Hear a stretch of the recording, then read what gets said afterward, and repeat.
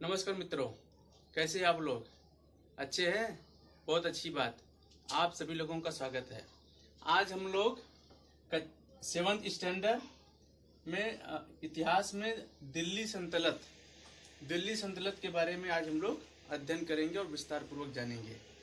ठीक है, तो 1206 ईस्वी से लेकर के 1526 ईस्वी तक भारत के मध्य तक 5 वंशों ने भारत में शासन किया।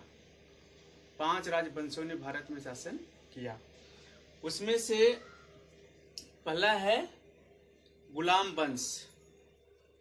गुलाम वंश की स्थापना कुतुबुद्दीन ऐबक ने स्थापना की और गुलाम वंश को हम लोग दास वंश के नाम से भी जानते हैं। ठीक है, तो कुतुबुद्दीन ऐबक एक साहसी और धैर्यवान शासक था, लेकिन वह धीरे धीरे क्या है, एक मजबूत सैन्य के रूप में अपने आप को स्थापित किया और आगे चल करके यह कुफायत अल इस्लाम और 2.5 दिन का झोपड़ा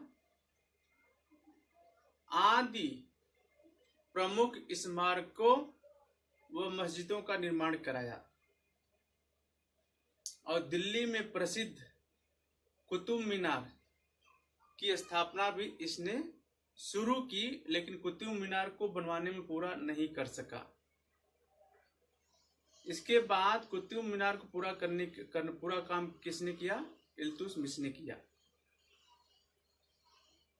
मोहम्मद गोरी की मृत्यु के बाद कुतुबुद्दीन ऐबक ने गुलाम वंश की स्थापना की और जब कुतुबुद्दीन ऐबक की मृत्यु होने के बाद लाहौर के कुछ नागरिकों ने मिलकर के सबसे पहले कुतुबुद्दीन ऐबक को ही आमंत्रित किया था और जब कुतुबुद्दीन ऐबक की मृत्यु हो जाती है तो उसके बाद उसका पुत्र आरम शाह दिल्ली की गद्दी पर बैठता है, लेकिन वह एक अयोग्य शासक होने के कारण 8 माह के अंदर ही उसकी हत्या कर दी जाती है और हत्या करने के बाद इल्तुतमिश, जो कुतुबुद्दीन ऐबक का दामाद था, वह दिल्ली के शासन पर बैठा और दिल्ली के शासन पर बैठने के बाद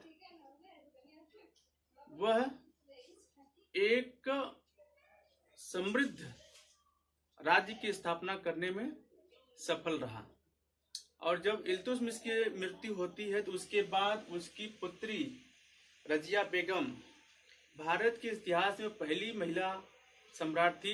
कौन? रजिया बेगम दिल्ली के शासन बैठती है और रजिया बेगम जो है वह 1226 से लेकर के 1246 ईस्वी तक दिल्ली के शासन पर अधीन रहती है।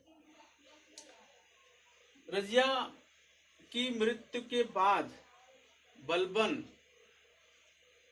उसका रिश्तेदार जो है, वह 1266 से 1287 ईस्वी तक दिल्ली के शासन पर, दिल्ली की राजगद्दी पर बैठता है। इसके बाद बलबन के बाद कुतुब्बू कैकुबाद एक अयोग्य शासक था, जिसके कारण 1290 में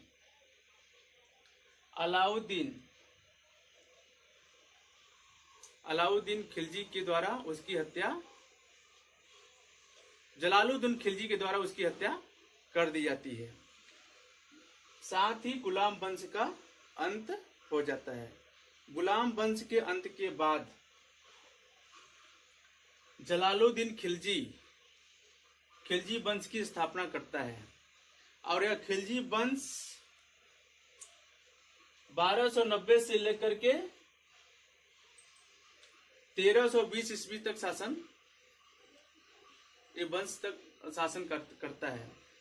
जलालुद्दीन खिलजी के बाद उसका पुत्र अलाउद्दीन खिलजी, उसकी हत्या करके अलाउद्दीन खिलजी जो है दिल्ली का शासक बन जाता है। और अलाउद्दीन खिलजी जो था वह एक शक्तिशाली, प्रतिभावान, धैर्यवान, एक सुदृढ़ शासक था जो समाज में और राज्य में एक अपना अस्तित्व बनाया।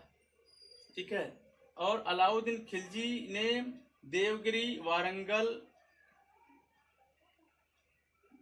को अपने कब्जे में किया। और अलाउद्दीन खिलजी जो है वो 1296 से लेकर 1316 ईस्वी तक दिल्ली का शासन संभाला। अलाउद्दीन खिलजी के बाद जो है मुबारक शाह खिलजी दिल्ली के सिंहासन पर बैठता है और वह जो है 1316 से 1320 ईस्वी तक शासन करता है। मुबारक बाग के साथ ही खिलजी वंश का अंत हो जाता है। खिलजी वंश के अंत के बाद तुगलक वंश की स्थापना होती है। और तुगलक वंश की स्थापना गयासुद्दीन ने किया। और तुगलक वंश 1320 से 1414 ईस्वी तक तुगलक वंश की। गयासुद्दीन तुगलक के बाद मोहम्मद तुगलक 1325 ईस्वी से लेकर 1351 ईस्वी तक दिल्ली के सिंहासन पर बैठा और शासन किया। मोहम्मद तुगलक के बाद 1727 में मोहम्मद तुगलक ने क्या किया कि अपनी राजधानी बदल करके दौलताबाद स्थापित की। लेकिन वह एक अबुद्धिमान जैसे शासक के रूप में था और उसका राजधानी बदलने के बाद भी रास्ते में उसकी मृत्यु हो जाती है। और मोहम्मद तुगलक जो था उसने अपने शासन काल में तांबे के सिक्के का प्रचलन किया, जिसके कारण तुगलक को आज भी इतिहास में एक प्रमुख स्थान दिया जाता है। तुगलक वंश की समाप्त के बाद सैयद वंश आता है। सैयद वंश की स्थापना खिज्र खां ने किया था। और खिज्र खां जो था वह 1414 से लेकर 1421 तक दिल्ली के सिंहासन पे बैठा। खिज्र खां के बाद उसका पुत्र मुबारक शाह 1421 से 1434 तक दिल्ली पर शासन किया। मुबारक शाह के बाद अलाउद्दीन आलम दिल्ली के सिंहासन पर बैठा। लेकिन अलाउद्दीन आलम एक अयोग्य शासक था, जिसके कारण धीरे धीरे सैयद वंश का अंत हो गया। सैयद वंश के अंत के बाद लोदी वंश की शुरुआत होती है। लोदी वंश की स्थापना बहलोल लोदी ने 1451 में की। और बहलोल लोदी वंश का पहला शासक था और उसने 1451 से 1489 ईस्वी तक दिल्ली के सिंहासन पर बैठा। बहलोल लोदी के बाद उसका पुत्र सिकंदर लोदी 1489 से लेकर के 1517 ईस्वी तक दिल्ली के सिंहासन पे बैठा। और सिकंदर लोदी के बाद उसका पुत्र इब्राहिम लोदी जो एक शक्तिशाली और बहुत ही विकसित साम्राज्य की स्थापना किया। इसके शासन काल में देखा जाए तो एक उन्नति एक चरम पर थी। और सिकंदर लोदी के बाद इब्राहिम लोदी 1517 से और 1526 तक शासन किया। इस प्रकार से मित्रों आप ये देखेंगे कि 1206 से लेकर के 1526 ईस्वी के बीच इस 5 राजवंशों ने दिल्ली के सिंहासन पे शासन किया। ठीक है। अब आपको एग्जाम में पूछा जा सकता है कि गुलाम वंश की स्थापना किसने और कब की। ठीक है। गुलाम वंश की स्थापना के बाद कौन शासक बना, रजिया कौन थी, बेगम के बारे में आप क्या जानते हैं? रजिया किसकी पुत्री थी और वह दिल्ली के सिंहासन पर कब बैठी? इस प्रकार के क्वेश्चन पूछा जा सकता है। बलबन कौन था? बलबन के बाद कौन दिल्ली के सिंहासन पर बैठा? गुलाम वंश का दूसरा नाम क्या है? दास प्रथा। और गुलाम वंश के बाद कौन सा वंश आया? खिलजी वंश। और खिलजी वंश की स्थापना किसने की और कब की? इस प्रकार का क्वेश्चन पूछा जा सकता है। और सबसे मोस्ट इम्पोर्टेंट जो है वह है अलाउद्दीन खिलजी कौन था? अलाउद्दीन खिलजी के बारे में क्या जानते हैं? विस्तार पूर्वक वर्णन कीजिए। ठीक है, तो ये दोनों ज्यादा इम्पोर्टेंट है। इसके बाद जो है तुगलक वंश। तुगलक वंश की स्थापना कब और किसने की? वह कौन सा शासक था जो दिल्ली से दौलताबाद अपनी राजधानी बदला? ठीक है, अगला क्वेश्चन पूछा जा सकता है कि तांबे का सिक्के का प्रचलन किस वंश में शुरू हुआ और किसने तांबे के सिक्के को चलाया? ये क्वेश्चन पूछा जा सकता है। इसके बाद में फिर आएगा लोधी वंश। लोधी वंश की स्थापना कब और किसने की? ये क्वेश्चन पूछा जा सकता है, ये भी इम्पोर्टेंट क्वेश्चन है।